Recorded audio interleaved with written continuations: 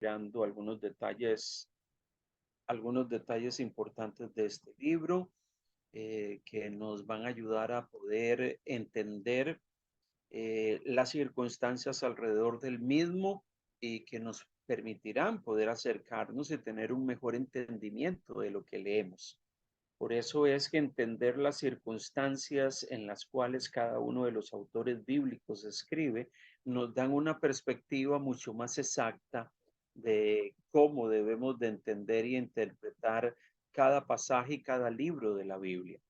El profeta Nahum estuvimos viendo la semana pasada un video, dos videos, uno de ellos con una introducción visual de el detalle principal del libro y una reflexión acerca del contenido del mismo. Hoy vamos a ver algunas otras generalidades y la idea de todo esto es que usted y yo podamos tener una perspectiva eh, general de qué es lo que el autor habla y cómo lo que el autor habla tiene también una relevancia para nosotros hoy, un mensaje que también tiene un significado e implicaciones para nosotros. Si usted va al libro, usted va a encontrar que en el capítulo 1, versículo 1, lo primero que menciona este libro dice profecía sobre Nínive. Bueno, interesantemente, la introducción del libro en el capítulo 1, verso 1, habla de que este libro es un libro de la visión de Nahum de Elcos. O sea, Nahum es el profeta, se menciona el lugar, y aunque no tenemos seguridad de dónde queda Elcos, algunos han sugerido que era un lugar de Judea, otros de Siria, y otros han dado otras opiniones. No tenemos plena certeza de dónde es, pero el Nahum fue un hombre que en este caso en particular eh, se registra aquí una profecía sobre Nínive. Recordemos que Nínive era la capital de uno de los mayores imperios de la antigüedad, Asiria. Y ese imperio dominó y controló por muchos siglos muchos de los lugares, las regiones y los entornos alrededor de Israel. Inclusive, Israel estuvo mucho tiempo bajo el poder de los asirios. O sea, los asirios controlaron militarmente y ejercieron un tremendo poder bélico sobre muchos de los países y esta región particular del mundo donde estaba Israel. Lo interesante de este libro es que asumimos que las profecías se pronunciaron en Judea, eh, aunque algunos han llegado a pensar, por lo que se cita en el libro, de que pudo haber sido, Nahum pudo haber sido uno de los deportados previamente de Israel a Siria. Recordemos que Asiria conquistó el norte de Israel y conquistó su capital Samaria en el siglo 8 antes de Cristo. Y después de eso ellos siguieron ejerciendo un dominio y un control sobre esa región del mundo. Algunos han llegado a pensar que ciertamente Nahum pudo haber sido en algún momento deportado ¿cómo se llama? Por los asirios y que él vivió algunas tensiones y algunas circunstancias ligadas con este gran imperio.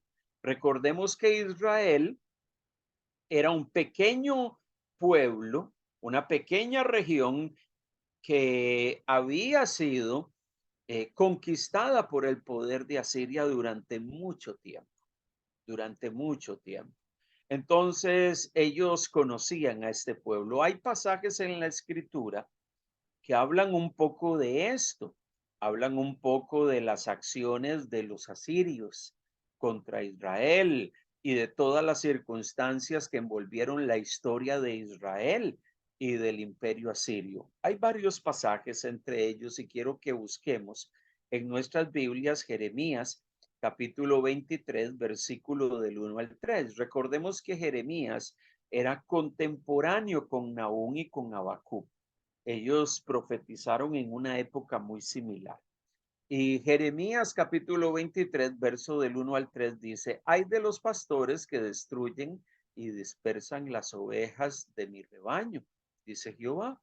Por tanto, así dicho Jehová, el Dios de Israel, a los pastores que apacientan mi pueblo: vosotros dispersasteis mis ovejas y las espantasteis, y no las habéis cuidado. He aquí que yo castigo la maldad de vuestras obras, dice Jehová, y yo mismo recogeré el remanente de mis ovejas de todas las tierras a donde las eché, y los haré volver a sus moradas, y crecerán y se multiplicarán. Este testimonio de Jeremías da como evidencia que en la época de Jeremías, así como en la época de Nahum y de Habacuc, habían muchos israelitas que habían sido dispersos por muchos lugares. Aquí Dios dice por donde, a las tierras a donde las eché.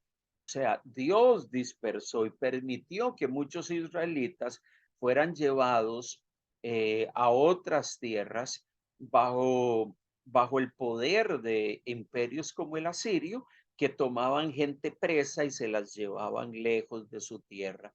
Y él les promete que los va a hacer volver a su tierra, a sus moradas, y que van a crecer y se van a multiplicar. Ciertamente en la época de estos profetas habían muchos que vivieron la deportación, vivieron asuntos de deportación, y los asirios tenían una política. Cuando ellos conquistaban un lugar, ellos se llevaban a la gente y traían extranjeros a esos pueblos y los instalaban allí.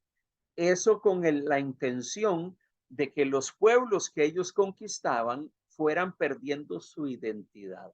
Se llevaban a cierta gente deportada y traían extranjeros a vivir en esas tierras.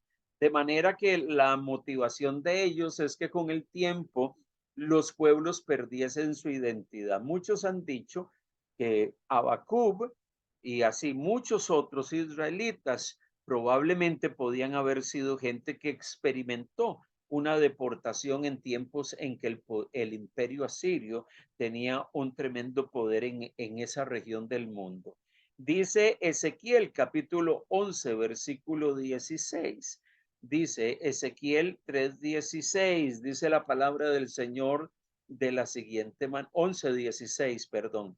Ezequiel 11:16. Por tanto, di: así ha dicho Jehová el Señor, aunque les he arrojado lejos entre las naciones y les he esparcido por las tierras, con todo eso les seré por un pequeño santuario en la tierra a donde lleguen. Dios permitió en algunos momentos de la historia de Israel que ellos fueran llevados lejos de su tierra, fueran llevados como exiliados a otras tierras.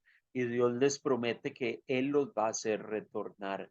Dice Joel capítulo 3, versículo 1 al versículo 3, dice la palabra: porque aquí que en aquellos días y en aquel tiempo en que haré volver la cautividad de Judá y de Jerusalén, reuniré todas las naciones y las haré descender al valle de Josafat, y allí entraré en juicio con ellas a causa de mi pueblo y de Israel mi heredad, a quien ellas esparcieron entre las naciones y repartieron mi tierra. Ciertamente Israel, en muchos momentos de su historia, vivió siendo conquistada por otros pueblos.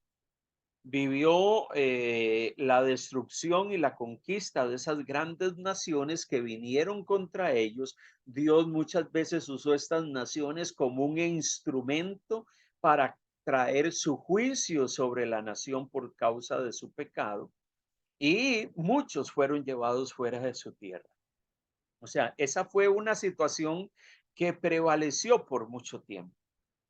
Así que algunos piensan que profetas como Nahum y algunos otros personajes en la historia del Antiguo Testamento probablemente experimentaron el ser llevados fuera de su tierra. Y estos fueron tiempos así.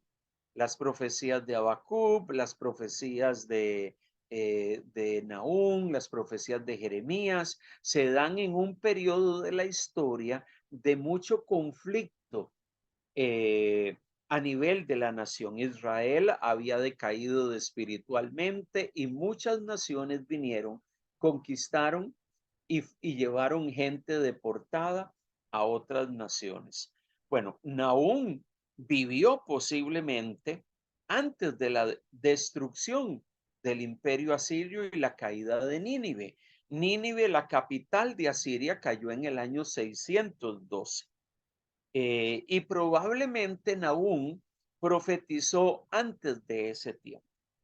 Eh, él él vivió antes de ese tiempo, dio estos mensajes antes de este tiempo, y a él le tocó vivir, conocer y vivir toda la experiencia de las presiones de grandes imperios como estos que ejercían su poder bélico sobre los pueblos más pequeños, queriéndolos conquistar para destruirlos, tomar sus tierras y sacar provecho de esas conquistas. Ok, entonces a Nahum le tocó ver a lo largo de los años el poder destructor del imperio asirio y su impacto sobre Israel. Es que ciertamente el imperio asirio tuvo un tremendo impacto, no solo sobre Israel, sino sobre otras naciones.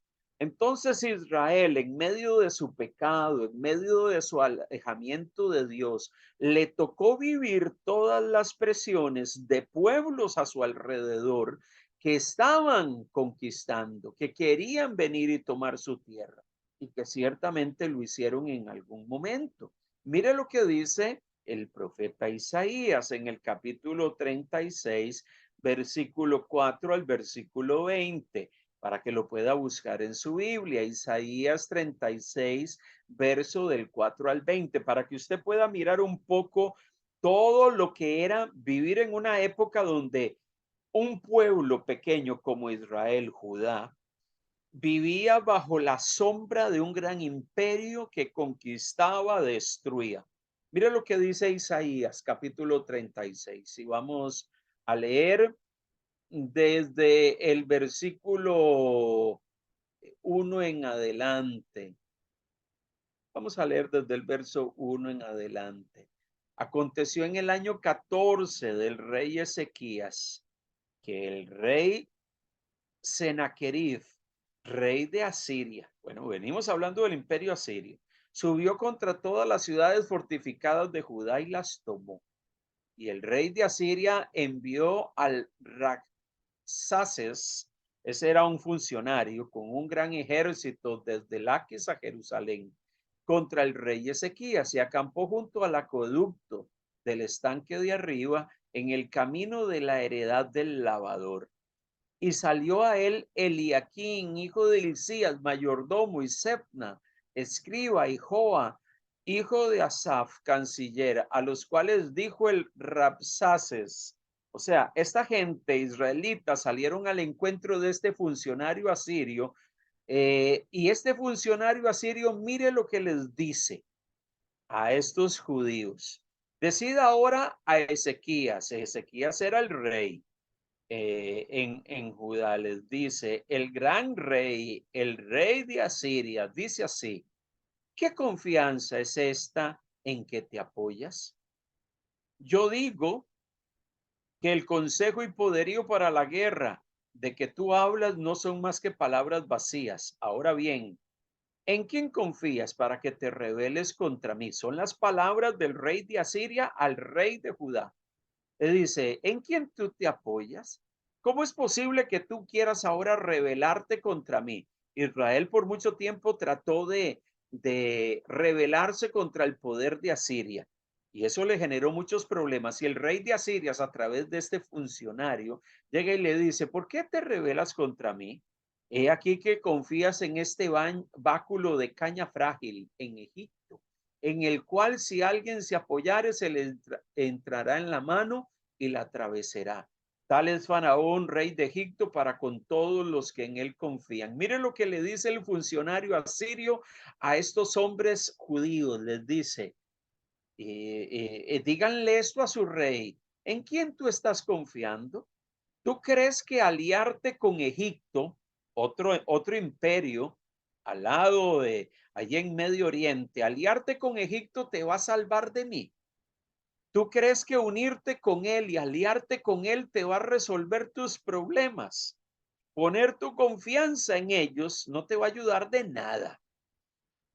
Y sigues diciendo este funcionario asirio a los judíos, y si me decís, en Jehová nuestro Dios confiamos, ¿no es este aquel cuyos lugares altos y cuyos altares hizo quitar Ezequías y dijo a Judá y a Jerusalén, delante de este altar adoraréis? Ahora pues yo te ruego que des rehenes al rey de Asiria, mi señor, y yo te daré 2000 caballos, y si tú puedes dar jinetes y si tú puedes dar jinetes que cabalguen sobre ellos. Sigue el verso 9. ¿Cómo pues podrás resistir a un capitán, al menor de los siervos de mi señor, aunque estés confiado en Egipto con sus carros y su gente de a caballo? ¿Acaso vine yo ahora a esta tierra para destruirla sin Jehová? Jehová me dijo, sube a esta tierra y destrúyela. Mire lo que dice el funcionario asirio. Las palabras del rey de Asiria a través de este funcionario. Yo vengo a destruirlos a ustedes porque el mismo Jehová me ha dicho, sube a esta tierra y destrúyela. Qué tremenda eso. Un hombre incircunciso, un hombre pagano. Entonces dijo Eliaquín, Sebna y Joá al Rabsaces, te rogamos que hables a tus siervos en arameo, porque nosotros lo entendemos, y no hables con nosotros en lengua de Judá, y no hables con nosotros en lengua de Judá, porque lo oye el pueblo que está sobre el muro. Y dijo el Rabsaces, ¿acaso me envió mi señor a que dijese estas palabras a ti y a tu señor y no a los hombres que están en el muro, expuestos a comer su estiércol y beber su orina con vosotros? Mire qué palabras más duras. Ustedes quieren que nosotros hablemos en otra lengua para que la gente no escuche nuestro mensaje.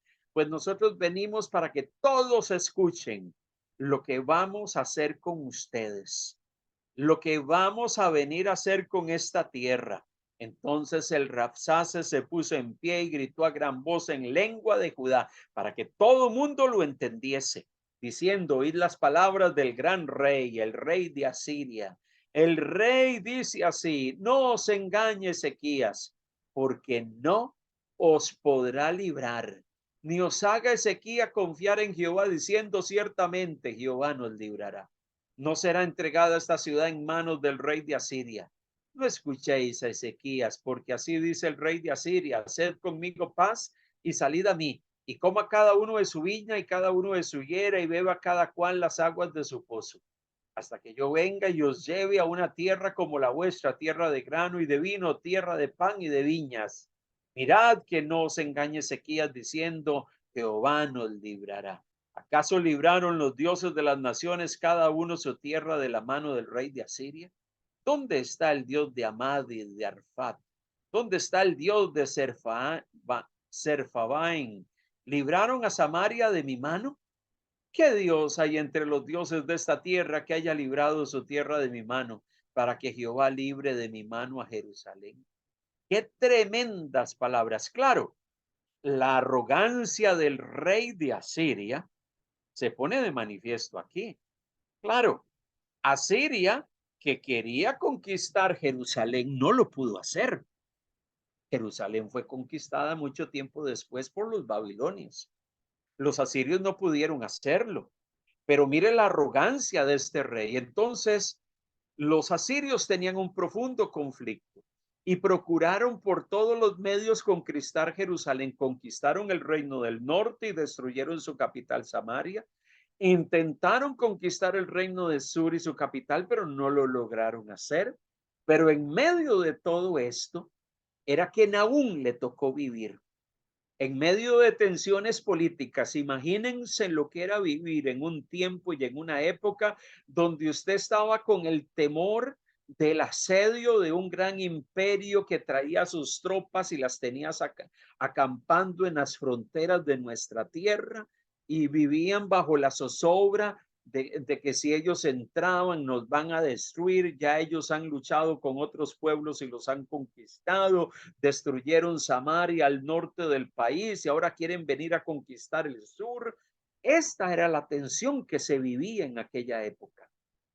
O sea, Israel vivió en esa zozobra y por eso es que Israel buscó o trató de buscar respuestas humanas a su problemática con Asiria. Trató de unirse a Egipto para que en medio de esa alianza con Egipto ellos pudiesen librar una batalla para que los liberara del poder de Asiria. Qué tremendo eso. Esa era la realidad que se vivía en aquella época, las tensiones que se vivían en aquel momento. Fue una época de mucha inquietud. Imagínense la población. La gente estaba con la inquietud de cuándo nos van a invadir. Esta gente tiene un imperio poderoso. Ellos ya que conocían del poder destructivo de los asirios. Y ellos no eran benevolentes con la gente.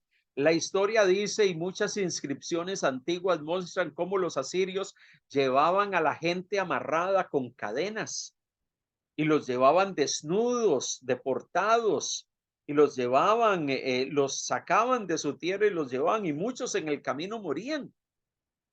Y eran parte de las políticas que este pueblo conquistador tenía. En medio de esto vivía Israel, de ese tipo de tensiones.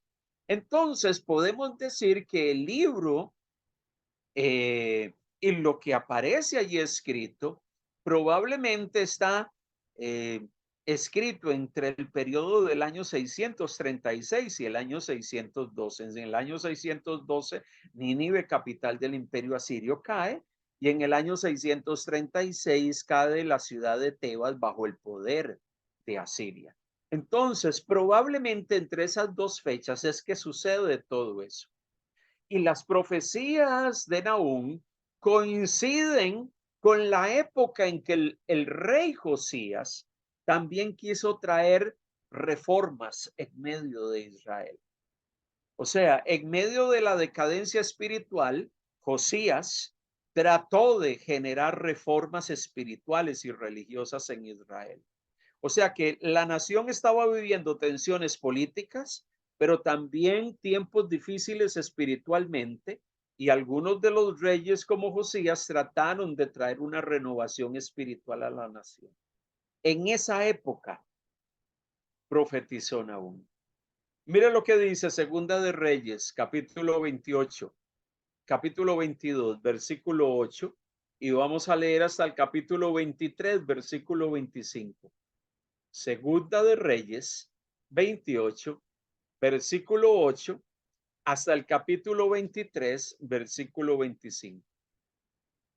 Ahí aparece la lectura. Vamos a irla haciendo y usted puede seguirla en su Biblia. Entonces dijo el sumo sacerdote Hilcías al escriba Safán: "He hallado el libro de la ley en la casa de Jehová". Y Hilcías dio el libro a Safán y lo leyó. Viniendo luego el escriba Safán al rey, dio cuenta al rey y dijo: "Tus siervos han recogido el dinero que se halló en el templo y lo han entregado en poder de los que hacen la obra, que tienen a su cargo el arreglo de la casa de Jehová". Asimismo, el escriba Safán declaró al rey diciendo: "El sacerdote Hilcías me ha dado un libro". Y lo leyó Safán delante del rey. Y cuando el rey hubo oído las palabras del libro de la ley, rasgó sus vestidos. Luego el rey dio orden al sacerdote Hilcías, a Aicán, hijo de Safán, a Bor, hijo de Micaías, al escriba Safán y a Asaías, siervo del rey, diciendo: "Id y preguntad a Jehová por mí y por el pueblo y por todo Judá acerca de las palabras de este libro que se ha hallado, porque grande es la ira de Jehová que se ha encendido contra nosotros, por cuanto nuestros padres no escucharon las palabras de este libro para hacer conforme a todo lo que nos fue escrito".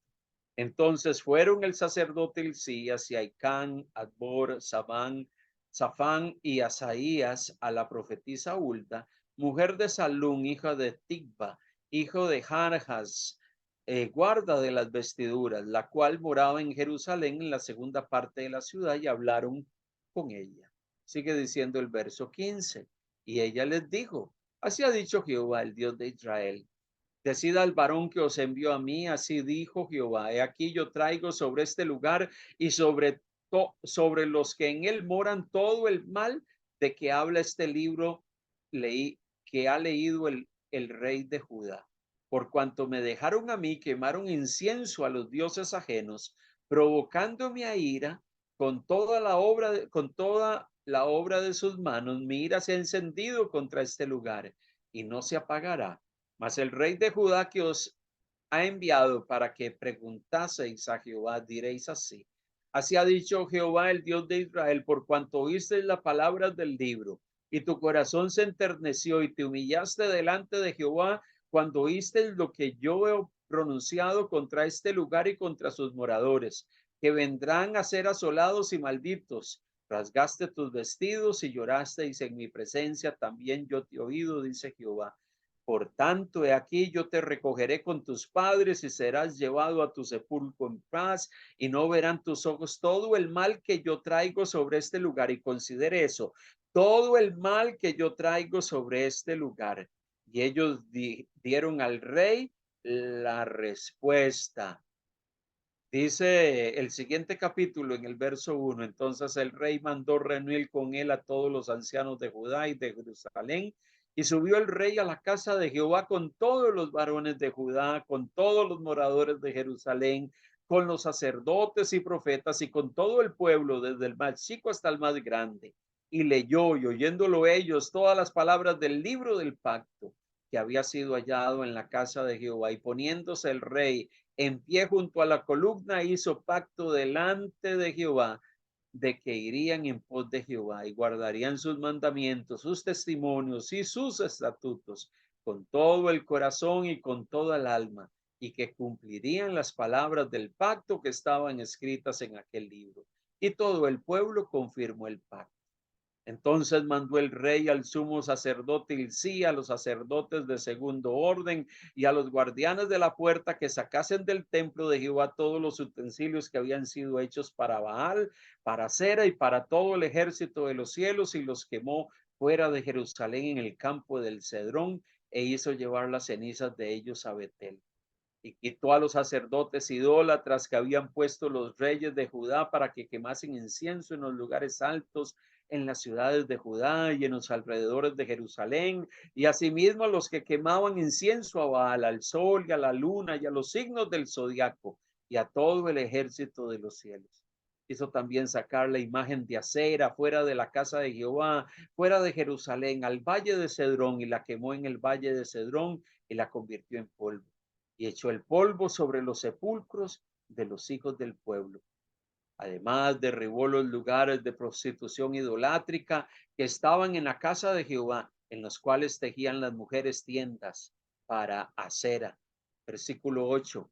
E hizo venir todos los sacerdotes de las ciudades de Judá y profanó los lugares altos donde los sacerdotes quemaban incienso, desde Geba hasta Berseba, y derribó los altares de las puertas que estaban a la entrada de la puerta de Josué, gobernador de la ciudad, que estaba a la mano izquierda y a la puerta de la ciudad. Pero los sacerdotes de los lugares altos no subían al altar de Jehová en Jerusalén, sino que comían panes sin levadura entre sus hermanos. Asimismo profanó a Tofet, que está en el valle del hijo Hinón, para que ninguno pasase a su hijo o a su hija por fuego a Moloc.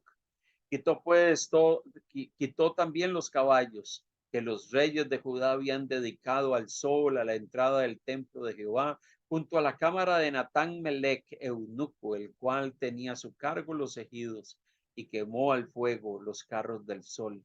Derribó además el rey los altares que estaban sobre la azotea de la sala de Acaz, que los reyes de Judá habían hecho, y los altares que había hecho Manasés en los dos atrios de la casa de Jehová. Y de allí corrió y arrojó el polvo al arroyo de Cedrón. Sigue diciendo el verso 13. Asimismo profanó el rey los lugares altos que estaban delante de Jerusalén, a la mano derecha del monte de la destrucción, los cuales Salomón, rey de Israel, había edificado a Astoret, ídolo abominable de los sidonios, a Quemos, ídolo abominable de Moab, y a Milcom, ídolo abominable de los hijos de Amón. Y quebró las estatuas y derribó las imágenes de acera, y llenó el lugar de ellos de huesos de hombres. Igualmente el altar que estaba en Betel y el lugar alto que había hecho Jeroboam, hijo de Nabat, el cual hizo pecar a Israel, aquel altar y el lugar alto destruyó y lo quemó y lo hizo polvo y puso fuego a la imagen de acera. Y se volvió Josías Y viendo los sepulcros que estaban allí en el monte, envió y sacó los huesos de los sepulcros y los quemó sobre el altar para contaminarlo, conforme a la palabra de Jehová que había profetizado el varón de Dios, el cual había anunciado esto. Después dijo: ¿qué monumento es este que veo? Y los de la ciudad le respondieron: este es el sepulcro del varón de Dios que vino a Judá y profetizó todas estas cosas que tú has hecho sobre el altar de Betel. Y dijo: dejadlo, ninguno mueva sus huesos. Y así fueron preservados sus huesos y los huesos del profeta que había venido de Samaria. Y todas las casas de los lugares altos que estaban en las ciudades de Samaria, las cuales habían hecho los reyes de Israel para provocar a ira, las quitó también Josías e hizo de ellas como había hecho en Betel. Mató además sobre los altares a todos los sacerdotes de los lugares altos que allí estaban y quemó sobre ellos huesos de hombres y volvió a Jerusalén. Entonces mandó el rey a todo el pueblo diciendo: haced la Pascua a Jehová vuestro Dios conforme a lo que está escrito en el libro de este pacto. No había sido hecha tal Pascua desde los tiempos en que los jueces gobernaban Israel, ni en todos los tiempos de los reyes de Israel y de los reyes de Judá. A los 18 años del rey Josías fue hecha aquella Pascua a Jehová en Jerusalén. Asimismo barrió Josías a los encantadores, adivinos y terafines y a todas las abominaciones que se veían en la tierra de Judá y en Jerusalén, para cumplir las palabras de la ley que están escritas en el libro que el sacerdote Hilcías había hallado en la casa de Jehová. No hubo otro rey antes de él que se convirtiese a Jehová de todo su corazón, de toda su alma y de todas sus fuerzas, conforme a toda la ley de Moisés, ni después de él nació otro igual. Nahum vivió y le tocó mirar toda esta época, una época donde algunos de los reyes se alejaron de Dios, pero también le tocó vivir la época donde algunos de los reyes procuraron que se dieran cambios espirituales en medio de la nación. A él le tocó vivir eso. Le tocó vivir la presión de un imperio poderoso que los estaba asediando, pero también una serie de situaciones internas tensas y difíciles. Una nación que se había apartado de Dios. Una nación que muchos reyes las gobernaron cargados de impiedad y de maldad. Y otros que quisieron traer cambios como Josías. ¿Por qué Josías hizo todo lo que llevó a cabo? Porque el pueblo se había alejado de Dios totalmente. Y él trató de generar transformación y una reforma en la nación. Lastimosamente, la reforma de Josías no tuvo mucho impacto. Tuvo un impacto momentáneo porque los reyes que vinieron después de él siguieron haciendo lo malo y la nación en gran medida siguió haciendo lo malo delante de Dios. Pero lo interesante de este libro es que el libro no se enfoca en hablar de los pecados de Judá. El libro no se enfoca porque el profeta podría ser como hacían muchos otros de los profetas del Antiguo Testamento. Mirar a Israel, mirar a Judá y decir: este es tu pecado, Dios te va a castigar. Él no se enfoca en eso. Él se enfoca en el castigo que Dios iba a traer sobre Asiria, un pueblo pagano. El centro del libro gira en torno a lo que Dios iba a hacer con Asiria. Asiria, ese pueblo que había conquistado el reino del norte y había destruido Samaria. Ese imperio que estaba tratando de conquistar el reino del sur y venir contra Jerusalén. El libro es un mensaje contra Nínive y contra el hecho de que Dios va a traer su juicio sobre ellos. Y ciertamente el juicio de Jehová vino sobre Nínive en el año 612, cuando Nínive cae bajo el poder de la alianza entre babilonios y medopersas. Entonces, el libro gira en torno a eso. Decir: Dios va a castigar, Jehová va a castigar a Siria. El tono del libro tiene su fundamento en el capítulo 1, versículo 2, que dice: Jehová es Dios celoso. Jehová es Dios celoso y vengador. Jehová es vengador y lleno de indignación. Se venga de sus adversarios y guarda enojo para sus enemigos. En ese momento histórico, los enemigos de Judá era Asiria. Dios es un Dios celoso y vengador. Aunque debemos de entender que cuando se habla de Dios como un Dios celoso y vengador, estamos hablando de un tipo de celo y de venganza que no es el celo y la venganza que predomina y prevalece en el corazón de los hombres. El celo y la venganza que llena el corazón de los hombres es un celo pues dañino. Cuando la Biblia habla de que Dios es celoso y vengativo, está hablando de que Él trae retribución también sobre los malos. Él no solamente trae castigo sobre Israel por su pecado, sino que también Él trae castigo sobre aquellos que son enemigos de Israel y que en algún momento Dios mismo usó como instrumento para castigar a su pueblo. Porque recordemos, Dios permitió y usó a Siria como instrumento para castigar al reino del norte por su pecado. Pero ese mismo que Dios había utilizado para castigar al reino del norte, después él trajo su juicio y su castigo sobre él. Mire, es que Jehová, el Señor, está indignado por el comportamiento malvado de la humanidad en su mundo.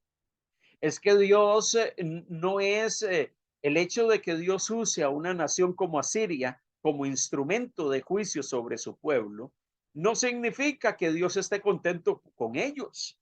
No significa de que Asiria es un pueblo que conforme al corazón de Dios. No, simplemente Dios los quiso usar como un instrumento de castigo para su pueblo que se había alejado de él. Eh, y Dios en su momento también los iba a juzgar a ellos, porque ese Dios que cuida de su creación y que es un Dios justo que castiga el pecado, no solamente castiga el pecado de su pueblo cuando se aleja de él, sino que también él castiga el pecado de las naciones.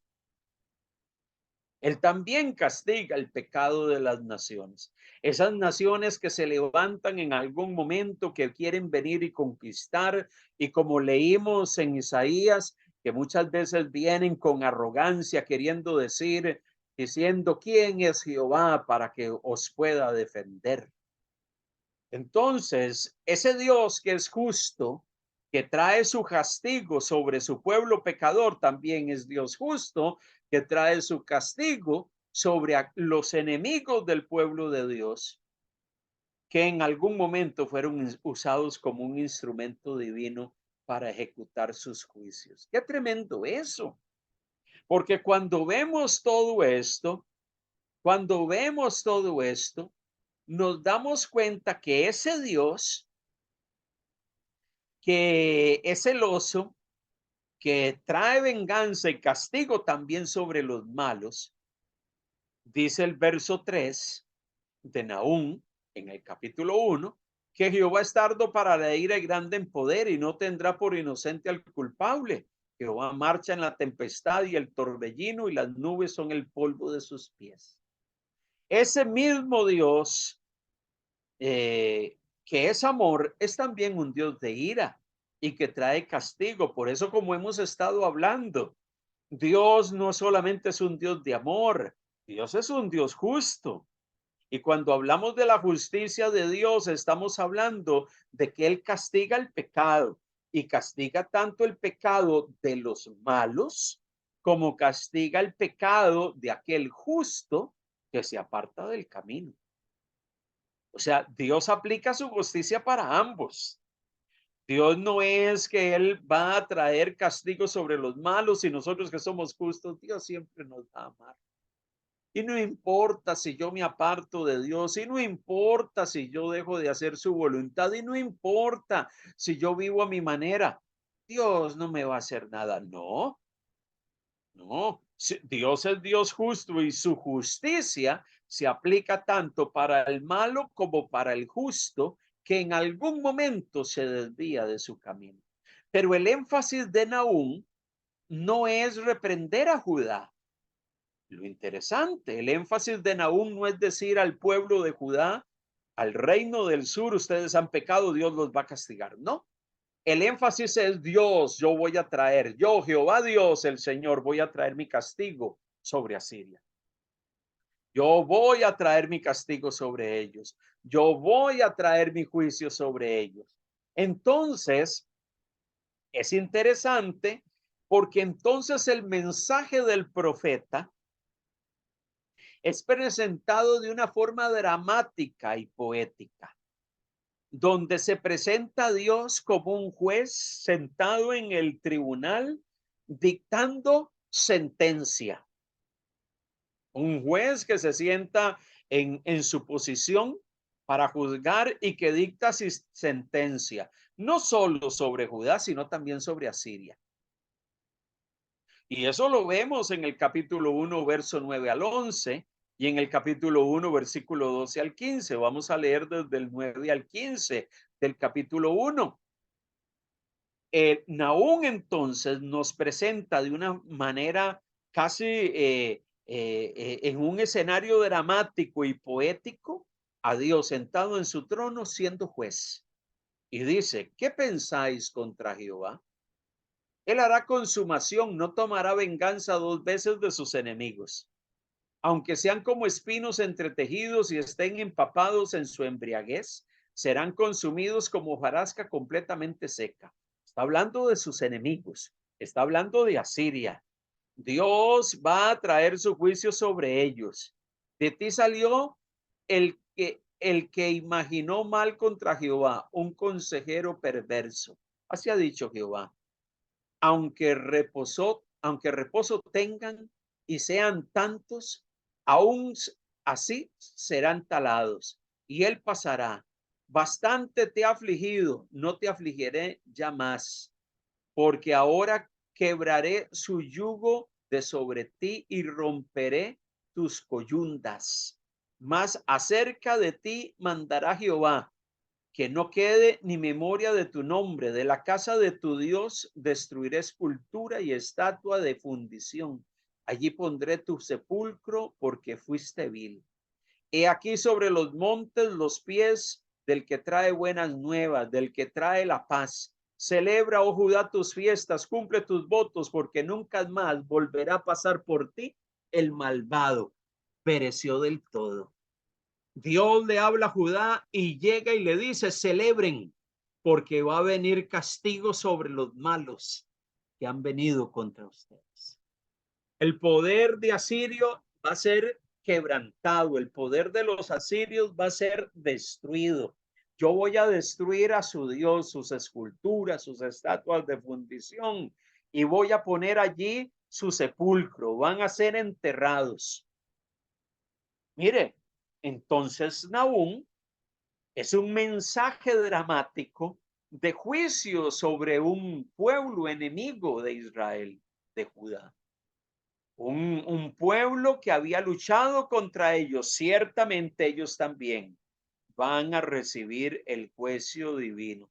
Esos que se empapan en su embriaguez van a ser consumidos como hojarasca completamente seca.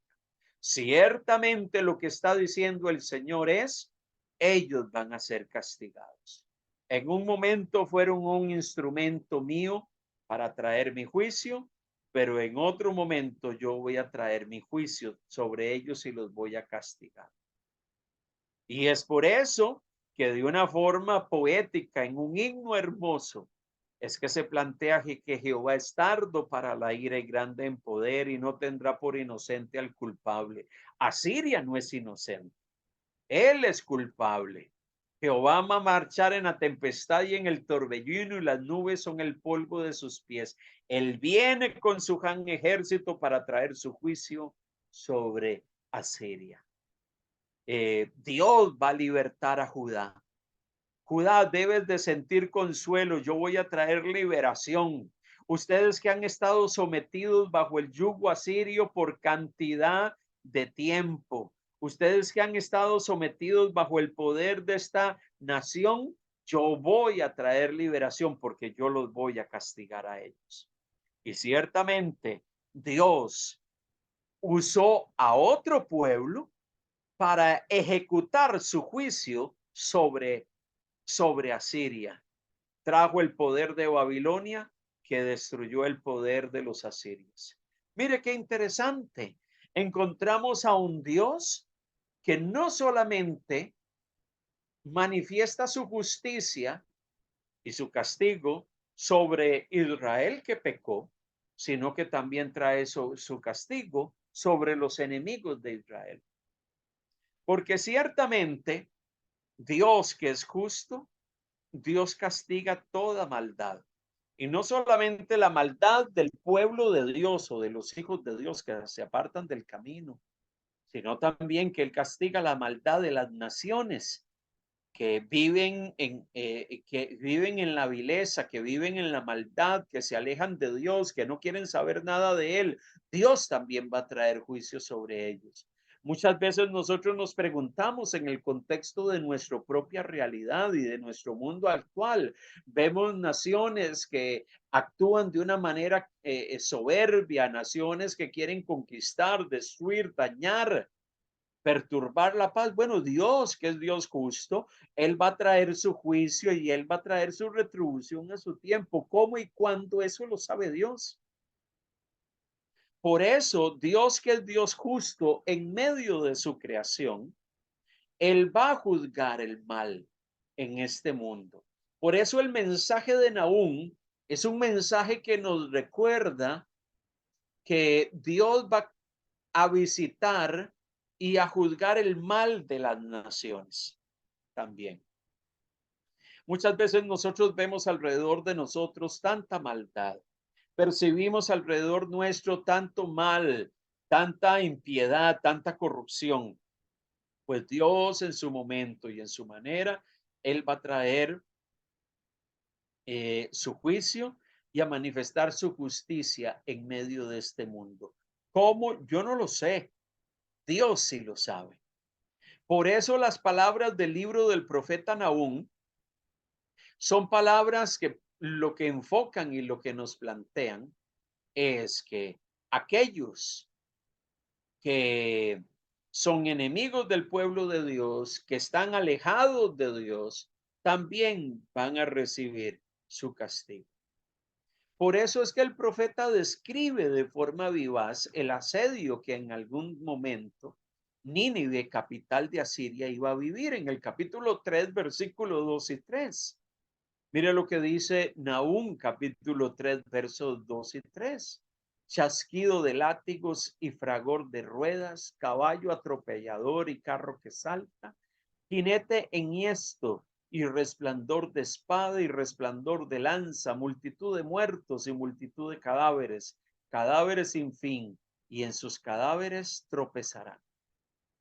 Hablando de cómo Nínive iba a ser destruida, cómo iban a experimentar el ático del poder de Babilonia y cómo los cadáveres de su pueblo iban a estar esparcidos en medio de la conquista que iba a experimentar Nínive en su momento. Ciertamente, tiempo después de que Nahum transmite este mensaje, Nínive cae bajo el poder de Babilonia. Eh, Inclusive Nahum, de forma poética, participa con ironía sutil, dando órdenes de batalla a los ninivitas que se defienden. En una forma casi de poema, Nahum, y en un mensaje cargado de mucha ironía, él da órdenes a los ninivitas en medio del juicio que van a experimentar. Por eso 2:1 dice, y 3:14, subió destructor contra ti. Guarda la fortaleza, vigila el camino, cíñete los lomos, refuerza mucho tu poder. Es como que el profeta está diciéndole a los nivitas, cuídense, vigilen, atiendan, estén vigilantes de todo lo que les va a pasar. Verso 14, provéete de agua para el asedio, refuerza tus fortalezas, entra en el lodo, pisa el barro, refuerza el horno. Prepárense, tomen provisiones, guarden comida, guarden agua, porque van a ser asediados. Y ustedes en medio del asedio va a haber momentos donde ya no van a tener agua ni comida. Tremendas palabras del profeta que les anticipa y les dice todo lo que ellos iban a estar viviendo en un futuro. El profeta usa continuamente metáforas y símiles para referirse a todo esto. Doncellas que gimen como palomas, fortalezas asirias comparadas a higueras. O sea, él usa mucho lenguaje figurado en el libro. Por eso Nahum es un libro cargado de mucho lenguaje poético para expresar y decir que Nínive es una ciudad que va a ser conquistada y que el poder de Asiria va a caer a su debido momento. Por eso el profeta compara a Nínive con una guarida donde una leona y sus cachorros están allí escondidos, intranquilos, esperando a que el león, el macho, llegue con su presa. Es casi como un anticipo. Ustedes van a estar allí metidos, escondidos, experimentando el dolor y la intranquilidad de saber qué va a pasar con nosotros. Inclusive el escritor compara a Nínive con una ramera que en su momento hechizaba a las naciones con sus encantos, pero que ahora se va a convertir en una dama desnuda que a nadie le interesa. Mire qué comparaciones hace el profeta en su libro. Dice, Nínive es como una ramera que en sus épocas de gloria seducía a las naciones con sus encantos, pero ahora se ha convertido en una dama desnuda que nadie quiere ver. ¿Por qué? Porque Dios va a traer su castigo sobre ella. Entonces, el énfasis de este libro se centra en la destrucción de Nínive.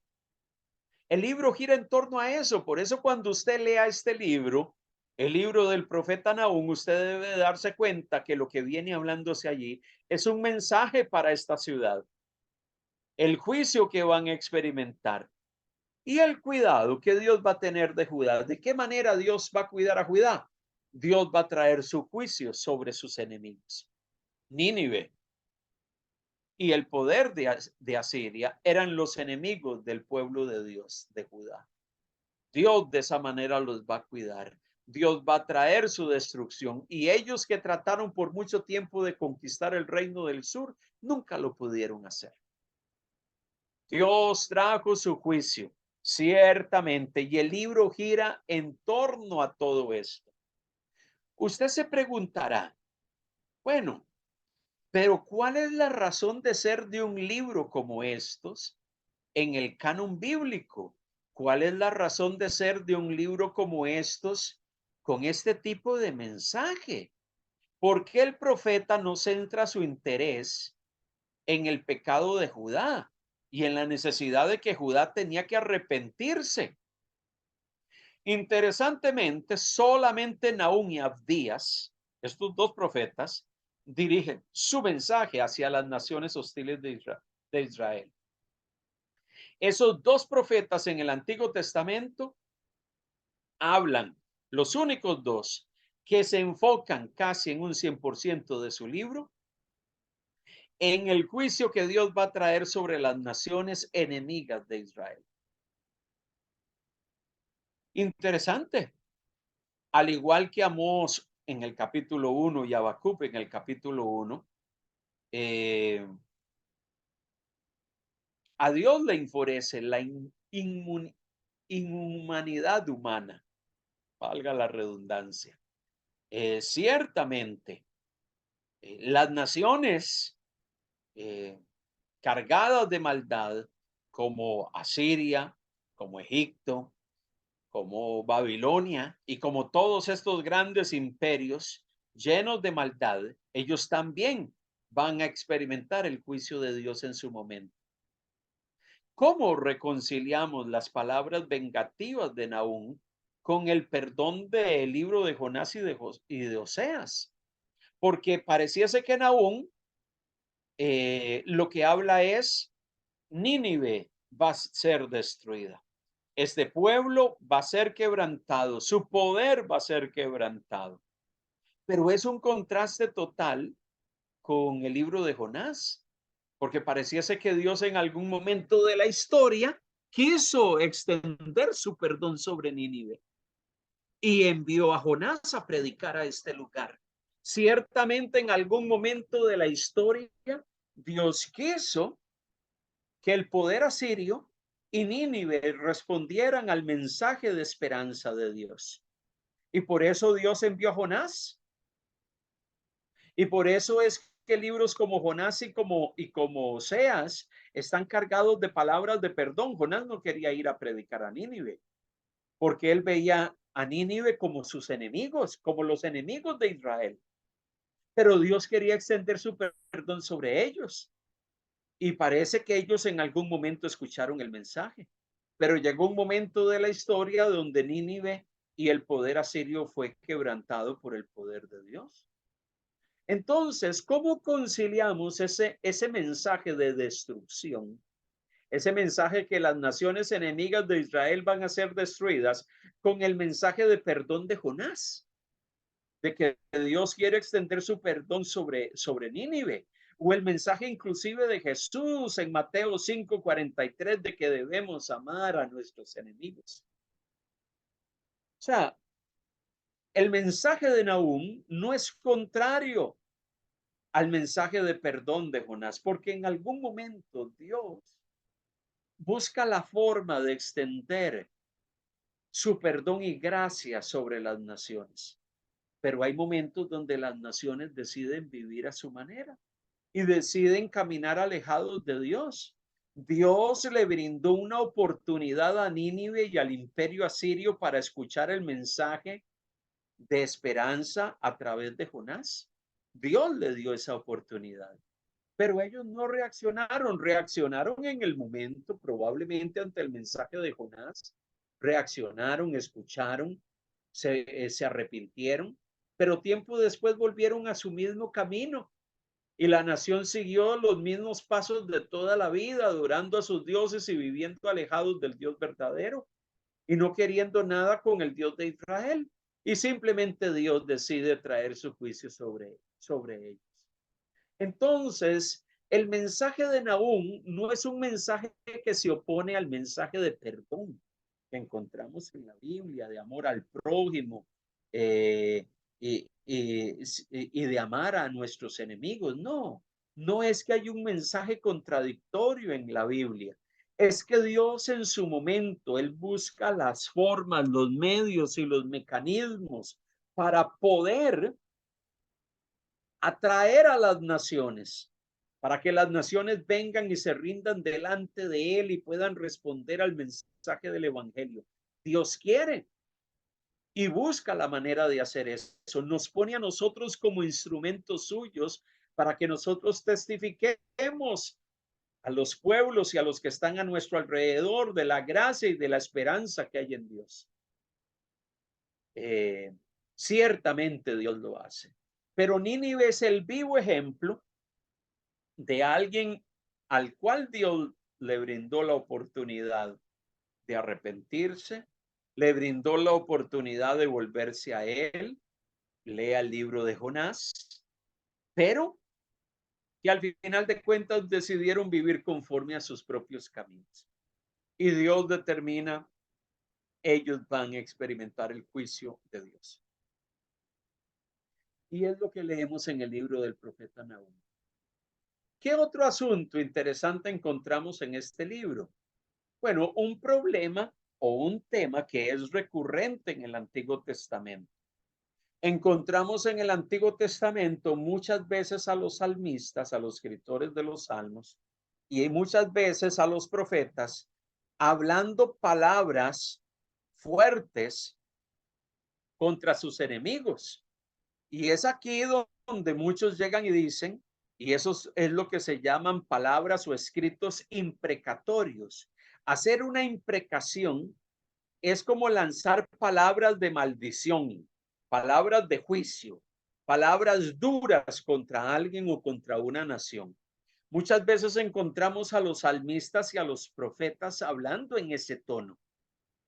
Y muchos llegan y dicen, ¿y cómo entendemos estos escritos en el Antiguo Testamento donde gente del pueblo de Dios miraba a las naciones enemigas de Israel, del pueblo del Señor, y ellos empezaban a hablar en un tono fuerte, en un tono agresivo, en un tono donde se deseaba el mal de los enemigos, se deseaba el mal de aquellas naciones o aquellos pueblos alrededor que venían contra Israel.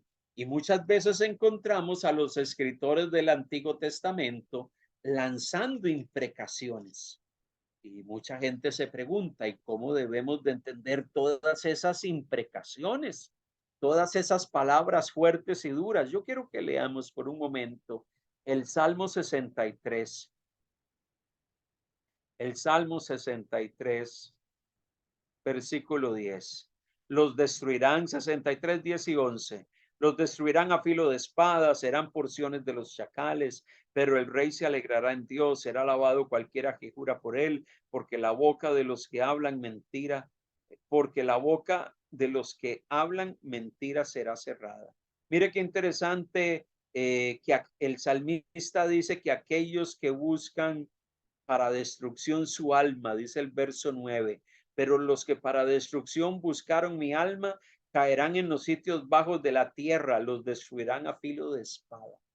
Mire qué palabras más fuertes. Aquellos que quieren venir contra mí, aquellos que me desean el mal, aquellos que me persiguen. Estas son palabras de David cuando estaba en en el desierto, probablemente perseguido. Él llega y dice, aquellos que vienen contra mí, que me persiguen, Saúl, Dios va a traer su juicio sobre ellos. Dios los va a destruir a espada. Van a ser porción y comida de chacales. Esas son palabras fuertes.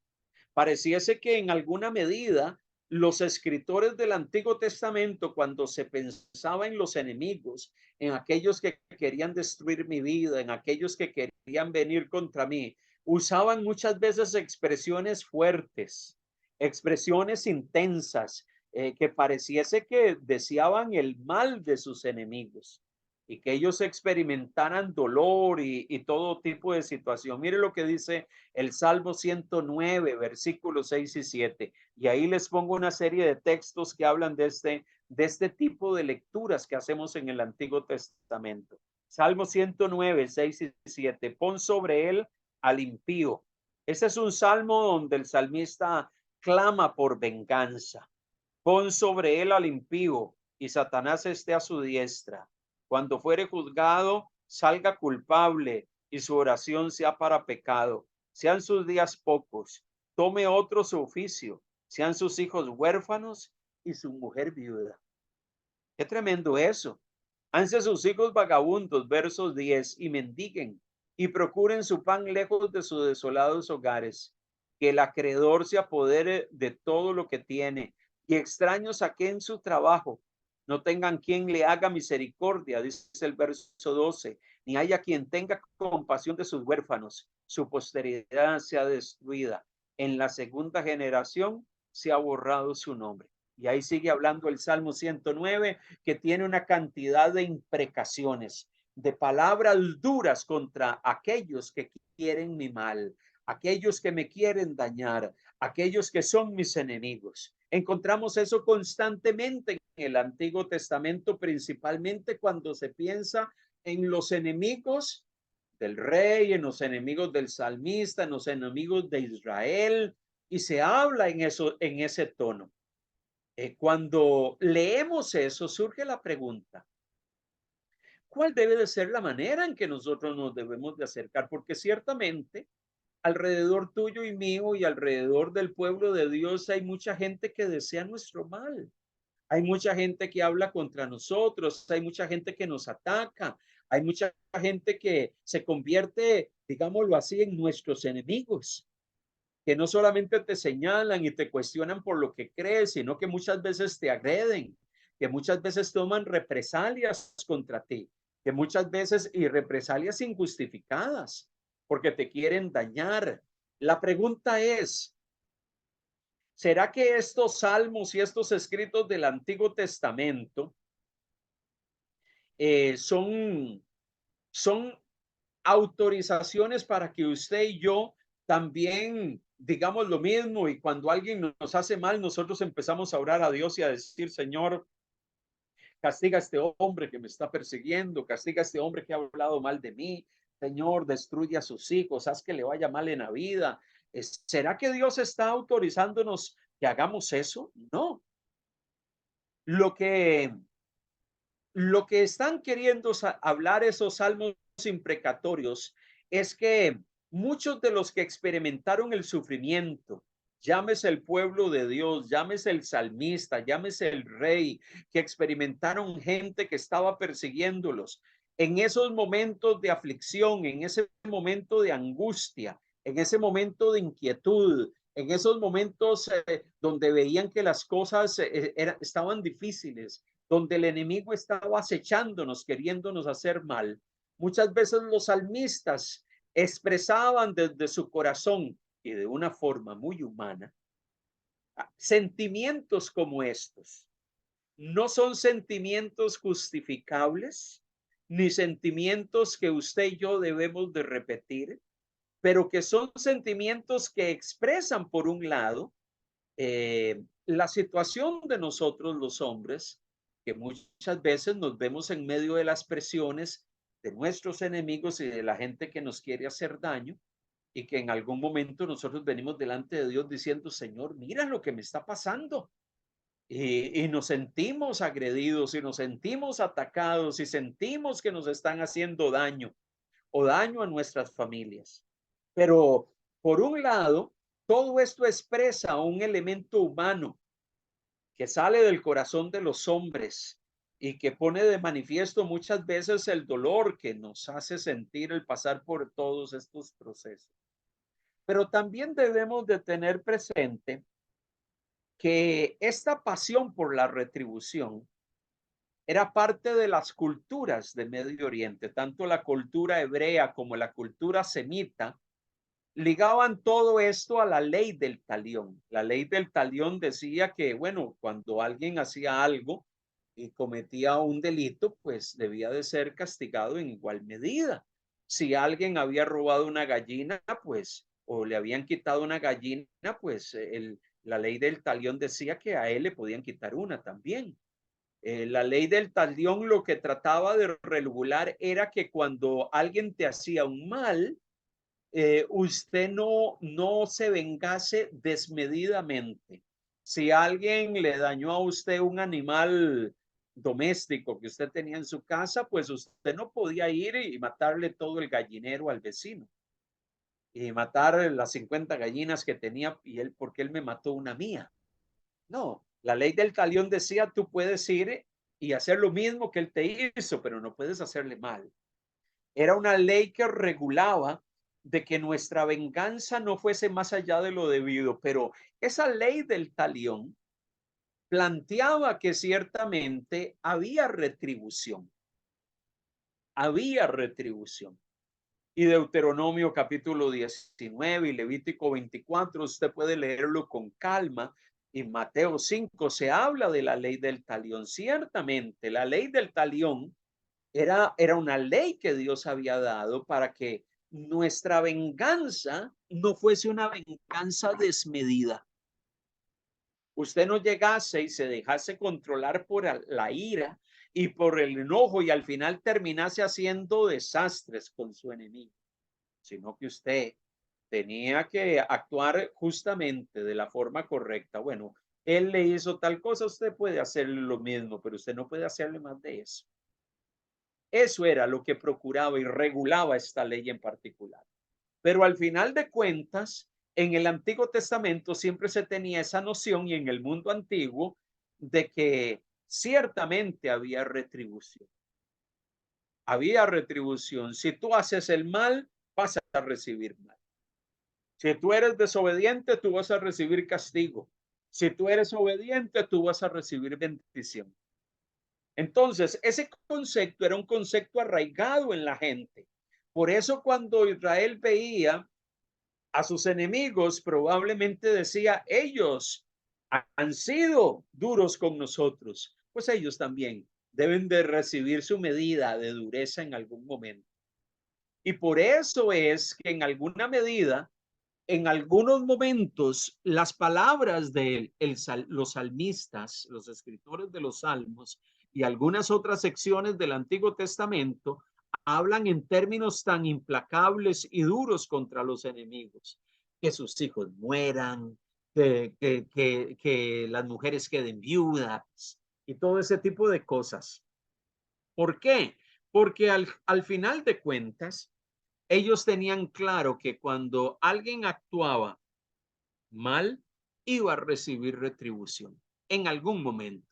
Y ciertamente Dios trajo retribución sobre Nínive. Ellos fueron un pueblo duro, ellos fueron un pueblo sanguinario, ellos fueron un pueblo que deportaron a mucha gente y mataron a mucha gente. Ciertamente ellos derramaron sangre. Eso no nos llama a nosotros y nos justifica para que nosotros también derramemos sangre. Si mi enemigo derrama sangre contra mí, pues yo voy y derramo sangre. No es que usted tome la justicia por sus manos, sino que tenga la plena seguridad de que Dios, que es el Dios justo, va a traer retribución en su momento. Por eso en el Nuevo Testamento llega y dice que no nos venguemos, porque la venganza es del Señor. Y es allí donde usted debe de tener claro esta convicción. El Dios justo, por eso muchas veces cuando actúan injustamente contra nosotros, por eso cuando actúan de una manera inadecuada hacia usted y hacia mí, nos hacen el mal, usted no debe de tomar la justicia en sus manos. Usted debe de entender que hay un Dios que es justo, que conoce las circunstancias y él va a actuar conforme a su justicia en su momento. La justicia no la debo de tomar yo en mis manos. Mire, la crueldad de los asirios era del conocimiento de todos. Su política de deportar víctimas en masa, en marchas brutales, su trato homicida hacia las naciones, ciertamente ellos merecían castigo, porque el Dios justo, cuando una nación actúa de esa manera, ciertamente Dios va a traer su retribución sobre ellos en su momento, pero recuerde, el Dios justo es el que va a ejecutar sus acciones, no somos nosotros. Por eso la justicia no debemos de tomarla nosotros en nuestra mano y por eso la perspectiva del Nuevo Testamento es que nosotros no debemos ser los que tomemos la iniciativa de juzgar ni de vengarnos, sino que nosotros tomemos la acción de dejar ese juicio a Dios. Asiria fue un pueblo que hizo atrocidades, él desarrolló un imperialismo que ofendía la justicia de Dios, a ellos no les importaban las naciones, ellos entraban a un lugar, destruían, su maldad era desenfrenada, ellos avanzaban y arrasaban con todo mundo, mataban, destruían a quien sea, a quien sea. Pero usted y yo necesitamos recordar que el juicio de Dios sobre esos pueblos, Dios lo va a ejecutar a su manera y en su tiempo. Y es por eso que el libro de Nahum, básicamente lo que está diciendo es, ciertamente Nínive tiene sus días. Ellos van, ellos que en algún momento fueron un instrumento de Dios, ellos no van a estar exentos de ser juzgados. Un día ellos también van a experimentar el juicio divino y Dios va a venir contra ellos. Ciertamente Nahum y Sofonías disfrutan de la perspectiva de que los enemigos de Dios y del pueblo de Dios van a ser aniquilados.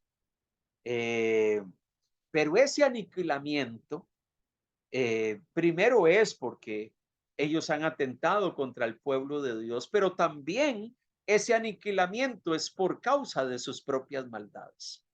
Nínive no solamente fue destruido porque ellos eran malvados y destruyeron a muchos, sino también porque ellos en algún momento tuvieron la oportunidad de volverse a Dios y no lo hicieron. Entonces, esa perspectiva necesitamos tenerla presente cuando nosotros leemos este libro. Debemos de tener presente que el Dios de la Biblia es un Dios que trae castigo. Él castiga la maldad, nuestra maldad si pecamos, pero también la maldad de las naciones. Y ese mismo Dios es el Dios de amor. Es el Dios de amor que extiende su bondad y su gracia sobre muchos. Entonces, debemos de tener eso claro. Debemos de tener eso claro. Dios mostró su amor hacia Nínive. Sí, les envió a Jonás. Pero también él, al ver que Nínive decidió vivir a su manera y decidió actuar de la manera en que lo hizo, Dios trajo su justicia. Y ese es el lado duro de Dios, que Dios, como Dios juez justo, trae su juicio sobre todos aquellos que hacen lo malo. Por eso, eh, nosotros debemos de tener presente eh, que el destino de Nínive es el destino de todo pueblo y de toda nación que decide poner su confianza en los cañones y en el armamento. Nínive creía que por su gran ejército, Asiria confiaba de que por su ejército nadie iba a poder con ellos. Su confianza estaba en sí mismo y en su poder bélico. Y al final cayeron bajo el poder de Babilonia y Dios permitió eso para traer su juicio sobre ellos. Mire qué tremendo eso, porque eso nos enseña una tremenda lección. Nosotros como pueblo del Señor, ¿en quién estamos poniendo nuestra confianza? Porque si Nínive como una nación y como pueblo, el poder asirio como tal, en algún momento fue juzgado por Dios y castigado por Dios, ¿quién dice que si nosotros nos alejamos de Dios no vamos a ser juzgados igualmente? Necesitamos poner nuestra confianza en Dios. Necesitamos poner nuestra confianza en Él. Porque es la única manera en que nosotros vamos a experimentar la verdadera paz. Nosotros debemos de entender que aún aquellos que consideran o piensan que son intocables y que nada me va a pasar, ciertamente en algún momento van a experimentar el juicio de Dios, porque Dios, juez justo, va a extender su justicia sobre todas las naciones. Él es el Dios de la creación. Y en medio de la maldad de los hombres, sea quien sea, Dios va a traer va a intervenir en algún momento.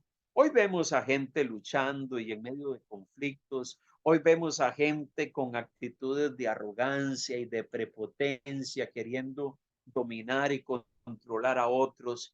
¿Dios tiene su juicio? Claro que sí. Inclusive hay muchos pueblos que a lo largo de los siglos han pensado y considerado que son intocables, que son los dueños de todo. Y obviamente muchos de esos pueblos hoy están experimentando el juicio divino. Hay algunas naciones alrededor del mundo que han pensado, considerado de que son intocables, de que lo tienen todo, que de una forma o de otra han desechado a Dios y hoy están viendo las secuelas de todo eso. Están viendo el juicio de Dios sobre sus naciones. Están viendo el juicio de Dios sobre su pueblo. Están viviendo crisis internas terribles. ¿Por qué? Porque al final de cuentas Dios trae su juicio de una forma u otra sobre las naciones. Por eso cuando nosotros miramos la maldad de los hombres, la maldad de los pueblos, y uno dice, Dios mío, pero ¿cuándo esto se va a terminar? Bueno, Dios tiene su momento, Dios tiene su tiempo, lo hizo con el imperio asirio y con Nínive, su capital. Ciertamente Él lo va a hacer en el momento que Él determine hacerlo con aquellos pueblos que muchas veces con una actitud arrogante quieren atribuirse prácticamente que son dueños del mundo. Y al final de cuentas decimos nosotros, ¿y qué va a pasar Dios con toda esta gente? Bueno, en medio de todo eso, Dios tiene un tiempo para todas las naciones, para tratar con ellas, y nadie se va a escapar. Si usted es de los que cree que alrededor de este mundo hay países que no van a experimentar el trato justo de Dios, pues está equivocado. Dios va a traer su trato justo sobre todos. Por eso, quien sea, llámese como se llame, que pretenda o quiera o convertirse en el dueño del mundo y que quiera ejercer autoridad y control sobre el mundo, Dios también sobre ellos va a traer su juicio. En un momento Dios los puede utilizar como instrumento, pero en otro momento se convierten ¿cómo se llama? En pueblos que son juzgados por Dios. Hay pueblos que muchas veces piensan, Dios es el que nos usa. Nosotros somos los justicieros de Dios en medio de la humanidad. Pues en aquellos que en algún momento Dios utiliza como justicieros para ejecutar sus juicios en medio del mundo, en otro momento Dios trae sobre ellos también su juicio por causa de su maldad. Nínive es el vivo ejemplo de esto. Nahum gira en torno a eso, a la destrucción de esta nación, a la destrucción de este pueblo, y cómo Dios, que es Dios justo, en su momento determinado, extiende su mano sobre la humanidad. Si usted ha llegado a pensar de que, bueno, hay mucha gente que no ha experimentado el juicio divino. Hay pueblos que todavía pareciese que no han experimentado el trato severo de Dios. Bueno, Dios en su justicia tiene los tiempos propicios para intervenir en medio de su creación. Dios no ha perdido el control. Ahora que hay una serie de conflictos alrededor del mundo, con gente que está en medio de tensiones y luchas de distinto tipo, religiosas, étnicas, políticas, comerciales, como sea, Dios no ha perdido el control en medio de esos conflictos. Y Dios sabe lo que va a hacer. Dios es un Dios justo sobre su creación y Dios ciertamente va a traer castigo. La venganza y el castigo no lo ejecutamos nosotros, lo ejecuta Dios. El castigo no lo ejecuto yo, lo ejecuta el Señor. Y Él tiene su tiempo para todo. Que cuando nos acerquemos al libro de Nahum, lo hagamos con esa perspectiva. Es un libro de profecías escritos en un lenguaje dramático y poético, donde se habla de la destrucción de un gran imperio que en su momento Dios utilizó como instrumento de juicio para castigar a otros, pero que en su momento Dios también castigó por su maldad. Tuvieron una oportunidad para volverse a Dios, pero no la aprovecharon y Dios trajo su castigo sobre ellos. Al final de cuentas, libros como estos nos sirven de testimonio para darnos cuenta que el Dios de amor también es un Dios de justicia. Y Dios va a juzgar la maldad en el mundo de una manera adecuada, a su manera, en su tiempo, en su momento propicio. Tengamos la plena seguridad de eso. El juicio no es nuestro, la venganza no es nuestra. Y a pesar de que en algunos lugares del Antiguo Testamento encontramos al pueblo de Dios o a hombres de Dios hablando en términos contra sus enemigos, recordemos que la venganza no es nuestra. Y la idea no es que usted también ore de esa manera. Lo que eso pone de manifiesto es que muchas veces nosotros los seres humanos en medio del dolor y el sufrimiento que experimentamos, ciertamente desearíamos vengarnos, Desearíamos el mal para la gente que nos quiere dañar. Y ciertamente esos pasajes ponen en evidencia el corazón del hombre, pero el corazón del hombre muchas veces piensa cosas que no son correctas, que no son correctas. Esos pasajes no nos justifican a orar igual o a invocar a Dios igual pidiéndole que traiga juicio sobre nuestros enemigos o maldiciones sobre nuestros enemigos. Lo que nos está diciendo es que ciertamente cuando vivimos sufrimientos y angustias, el corazón del hombre muchas veces se deja controlar por el enojo, por la ira, por el desencanto, por el deseo de venganza. Pero siempre debemos de tener en perspectiva que todo tenemos que ponerlo en las manos de Dios. Que el Señor nos ayude a poder tener esa perspectiva clara que nos permita vivir cada día. Oramos al Señor. Padre amado, gracias en esta noche.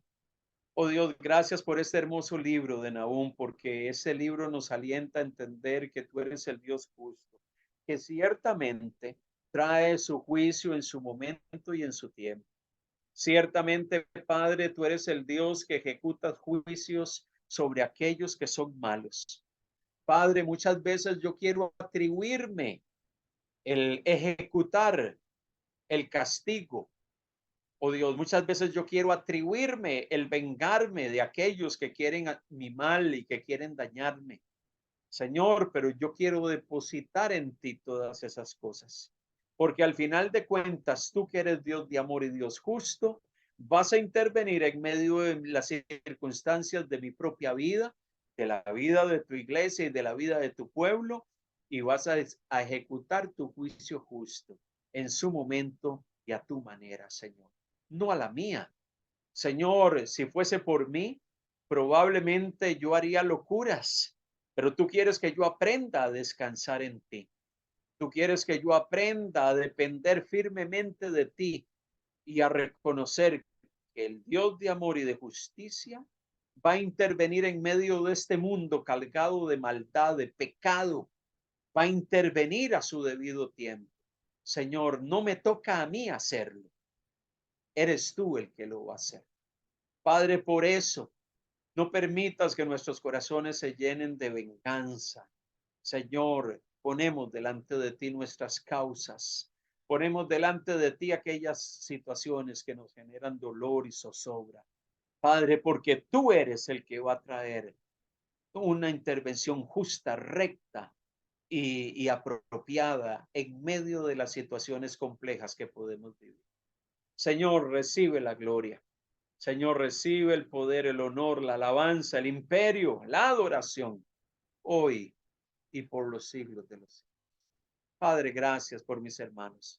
Oramos para que tú nos ayudes, para que en medio de la impiedad y la maldad de un mundo en el cual vivimos, nuestro corazón se llene de confianza, de saber de que nuestro Dios sigue en control de todo, a pesar de las situaciones complejas que vive este mundo.